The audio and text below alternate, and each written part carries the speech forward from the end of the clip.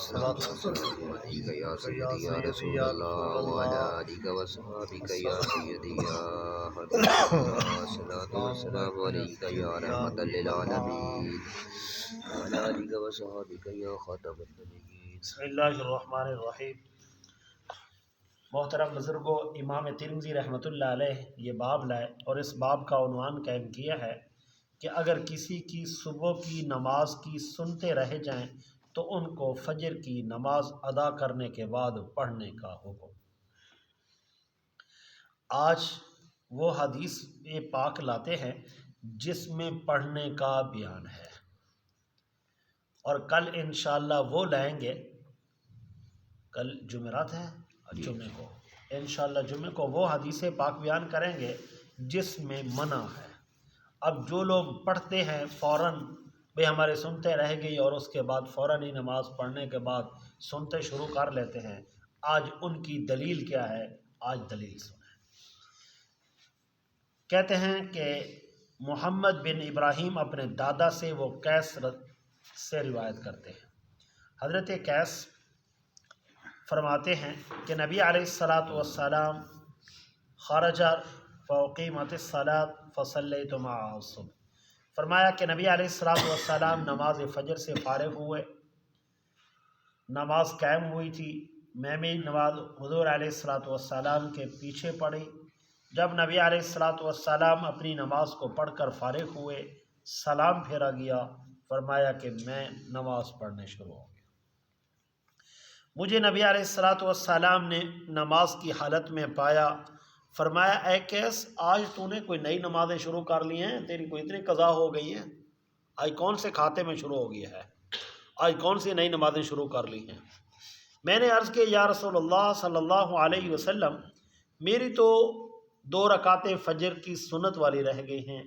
فرماتے ہیں قال فلا اذن، بس اس کے بعد نبی علیہ الصلاۃ والسلام نے کوئی بات نہیں فرمائی۔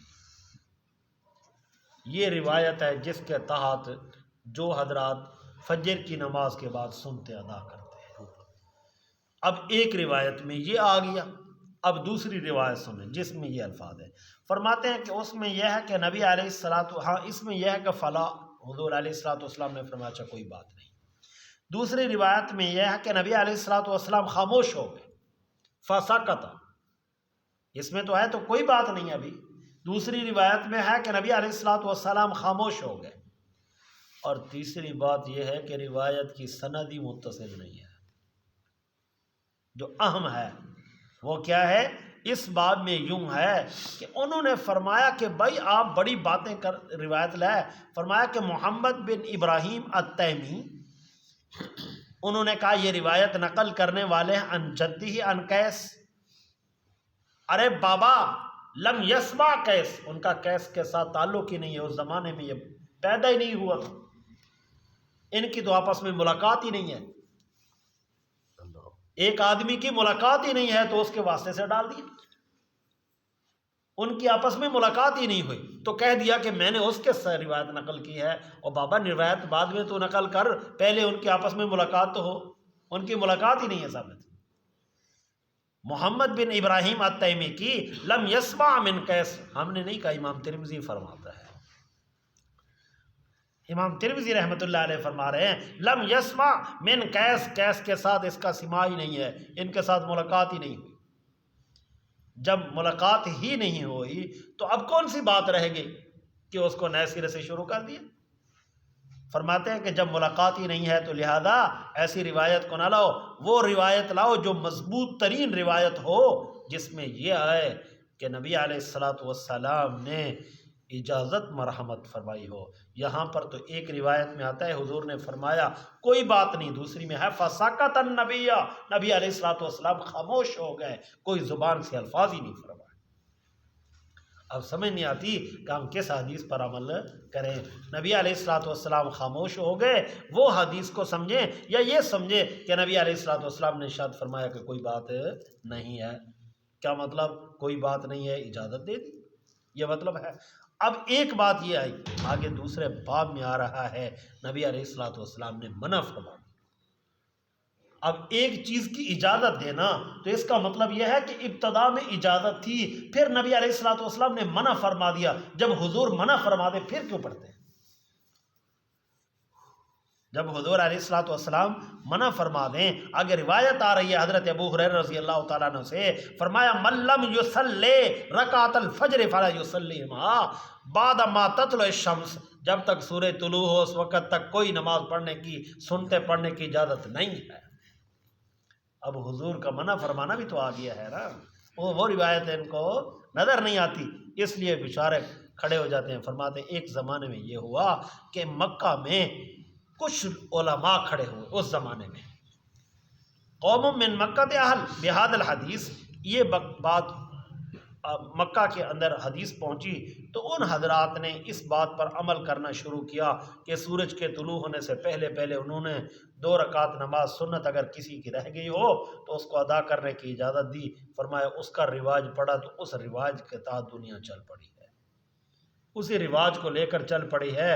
ہو سکتا ہے، یہ بات بھی ہو سکتی ہے کہ دوسری روایت ان تک پہنچی نہ ہو سکتا ہے کہ ان تک پہنچی نہ ہو، اس لیے کہ صحابہ کرام رضوان اللہ تعالیٰ علیہم اجمعین تھوڑے لوگ ہیں جو مکہ میں رہے، باقی صحابہ تو اسلام کو لے کر کہیں کہیں پہنچ گئے۔ صحابہ کرام رضوان اللہ تعالیٰ علیہم اجمعین گھر میں بیٹھے ہی نہیں، وہ تو اسلام کو لے کر آگے چل پڑے، اور صحابہ کرام تو ملتے نہیں۔ جو صبح اور شام حضور کے در کے غلام تھے، جب حضور علیہ الصلوۃ والسلام کی مبارک ہستی نظر نہ آتی تھی، انہوں نے مدینہ چھوڑ کے کہیں اور چلے گئے تھے۔ اور سب سے بڑی مثال حضرت بلال حبشی رضی اللہ تعالیٰ عنہ جیسے جلیل القدر صحابی ہے، جن کا مزار نہ مکے میں ہے نہ مدینے میں ہے، بڑی دور جا کر پہنچا، جو صبح اور شام کو حضور کے سامنے اذان دیا کرتے تھے، اور جب حضور علیہ الصلوۃ والسلام کا نام نامی آیا کرتے تھے تو حضور کی طرف انگلی کر کے فرماتے تھے اشہد ان محمد رسول اللہ۔ وہ ہستی بھی وہاں نہ رہے، جب وہ ایسے جلیل القدر صحابہ، ایسا عالم تھا، تو لہذا فجر کی نماز کے بعد اگر کسی کی سنتے فجر کی رہ گئی ہوں تو فوراً پڑھنے کی اجازت نہیں ہے۔ اس پر دلیل انشاءاللہ وضاحت کے ساتھ جمعہ والے دن بیان کریں گے۔ آگے والا باب اسی کے ساتھ متصل امام ترمذی رحمۃ اللہ علیہ فرمانے لگے، متصل لانا اس کا معنی مطلب یہ بھی ہے ساتھ کہ پہلے وہ روایت لائے بعد میں یہ لائے، بتانے لگے کہ وہ حکم منسوخ ہو گیا ہے۔ اگر وہاں اجازت نہیں ہوئی ہے تو اجازت منع ہو گئی ہے، اس لیے کہ ایک جگہ پہ حضور کا خاموش اختیار کرنا یا یہ فرمانا کوئی بات نہیں، دوسری جگہ پہ منع فرما دینا، اس کا مطلب یہ ہے کہ پہلے اجازت تھی بعد میں منع کر دیا۔ امام ابو عیسیٰ ترمذی رحمۃ اللہ علیہ فرماتے ہیں کہ نبی علیہ الصلوۃ والسلام نماز سے پڑھ کر فارغ ہوئے، فرمایا کہ نبی علیہ الصلوۃ والسلام کے ساتھ کیس فرماتے ہیں کہ میں نے بھی نماز پڑھی ہے، پھر میں اٹھا، میں نے سنتے پڑھنی شروع کر دی، رحمت دو عالم صلی اللہ علیہ وسلم نے مجھے پایا تو میں تو نماز پڑھ رہا تھا۔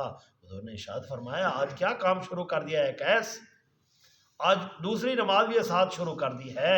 میں نے عرض کیا یا رسول اللہ صلی اللہ علیہ وسلم میری تو فجر کی 2 رکعتیں رہتی تھی، میں وہ پڑھنے لگا ہوں۔ حضور نے فرمایا اچھا کوئی بات نہیں، کوئی بات نہیں، پڑھ لے۔ اللہ تعالیٰ سے دعا ہے اللہ تعالیٰ